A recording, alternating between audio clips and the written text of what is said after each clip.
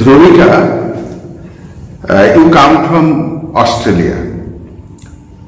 What do you feel to come Ramakrishna Ashram Thakurbari?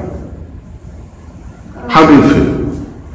It is very nice. It is kept very well, and the these Thakur are very they look very beautiful, and the food here is also very nice.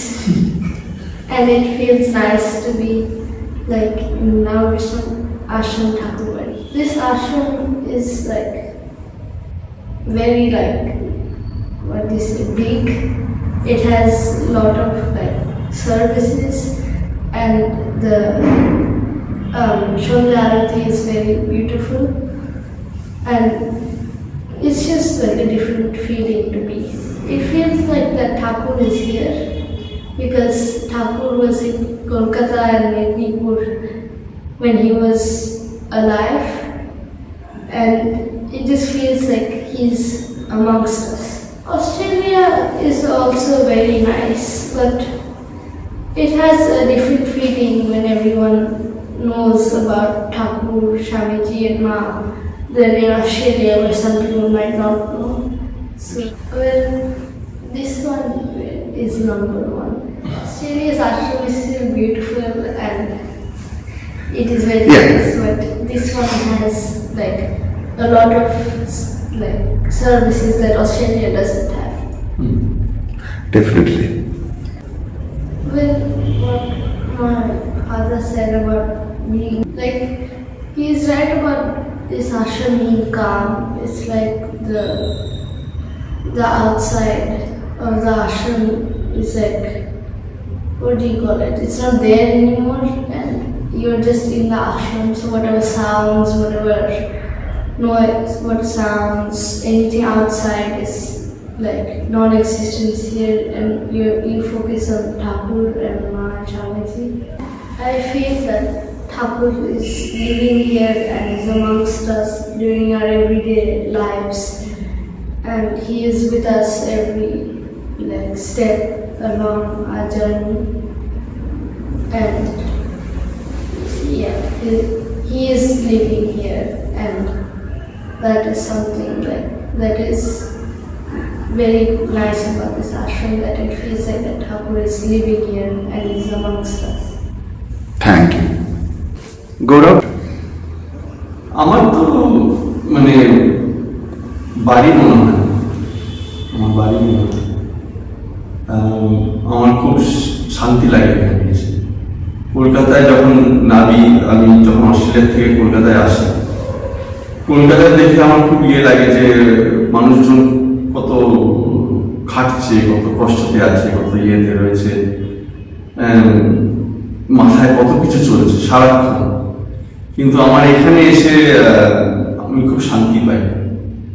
একটা জিনিস, আপনার সাথে কথা বলে, মনের সাথে আপনার সাথে থেকে মাতাজিদের ভালোবাসা, মনের ভালোবাসা, এটা দেখা যায় না। নিজেদের লোকও আপনার খুব ভালোবাসে, মা ছাড়া, মা ভালোবাসে, কিন্তু মা ছাড়া সবাই যতই ভালোবাসা হোক, পেছনে কোনো একটা পারপাস থাকে। তো এখানে এটা উইদাউট এনি পারপাস যে ভালোবাসা, আর ইকুয়াল ভালোবাসা, এ না যে আমি খালি পাচ্ছি, সবাই পাচ্ছে। তো যেটা ঠাকুর বলে গেছে যে ইকুয়াল, সবার মধ্যে ঠাকুর আছে, তো সবাইকে সার্ভিস করা মানে ঠাকুরকে সার্ভিস করা। তো এটা এখানে পুরো জলজাত দেখা যায়। আর আপনি যেরকমভাবে সেবা করছেন সবাইকে, এটার মধ্যেই দেখা যায় যে ঠাকুরের ফোর্স এখানে চলছে, ঠাকুরের উইল এখানে চলছে। মা, তোমরা অস্ট্রেলিয়া থেকে ছুটে আসো, এখানে সময় কাটিয়ে যাও, তো কেন অত দূর থেকে এখানে ছুটে আসো?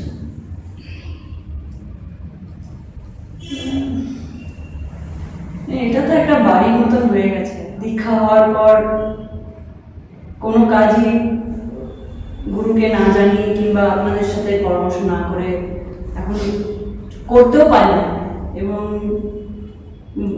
ইন্ডিয়াতে আসার একটা বড় কারণও হচ্ছে, এখন হয়ে গেছে এখানে আপনাদের সাথে এসে দেখা করা এবং সাক্ষাৎ মাদেরকে আপনাকে দেখা।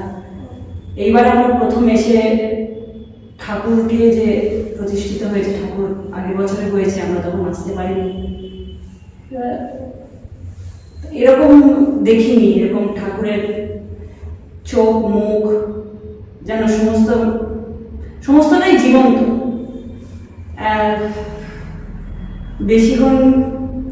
বেশিক্ষণ তাকিয়ে থাকলে আমার আসলেই সত্যি গা ছমছম করে ঠাকুরের দিকে এখানে। এবং এটা একটা এই ফিলিংটা আমি কি কথায় মানে ভাষায় অত প্রকাশ করতে পারবো না। কি এখানে এসে মারা কিভাবে আমাদের, যাতে আমাদের পা কোনো একটু এদিক ওদিক না লেগে যায়, তাও মারা আমাদের সাবধান করছে সারাক্ষণ। মানে এইরকম আমি জানি না এরকম ভালোবাসা কোথায় কে পায়, বা কোথায় হয়তো টাকা দিলেও কেউ এরকম ভালোবাসা পাবে না। তো আর মহারাজের কথা আমি কি আর বলবো, কিছু বলার নেই। মহারাজ আমাদের তো সারাক্ষণ যেন একটা গার্ড করে রেখেছে সব কিছু। এটা আমাদের কাছে একটা আশ্রম, মারা, মহারাজ, এটা আমাদের কাছে একটা বিশাল পাওনা, এই জীবনে তো বিশাল পাওনা। এবং ঠাকুরের মায়ের স্বামীজির বইতে যেরমটা পড়ি বা যেরমটা শুনি, ঠিক যেন সেরমটাই এখানে হয়। সব জিনিসগুলোই যেন মনে হয় হ্যাঁ এটা তো পড়েছি বা এই জিনিসটা তো শুনেছি, আর এই জিনিসটাই এখানে মানে আমরা ফিলও করি। আচ্ছা এই জিনিসটা হচ্ছে, এই জিনিসটা তো আমি জানি। এইরকম কয়েকটা জিনিস, প্রত্যেকটা জিনিস আশ্রমে আপনি দেখবেন পরিষ্কার পরিচ্ছন্ন, এবং কোনো জিনিসের ত্রুটি খুঁজে পাবেন না। মানে মা যেরকম শুনেছি মানে আশ্রমে ব্যাকা পাতেন না, এরকম একটা আশ্রমে এখানে ব্যাকা পাবেন না। তো এইসব ডিটেলিংগুলো আই থিঙ্ক ফেনোমেনাল।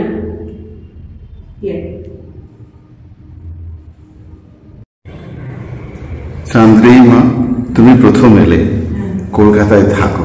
মানে আমি প্রথমবার দিদি জানার সাথে এলাম এখানে, আমার মা এখানে এসছে।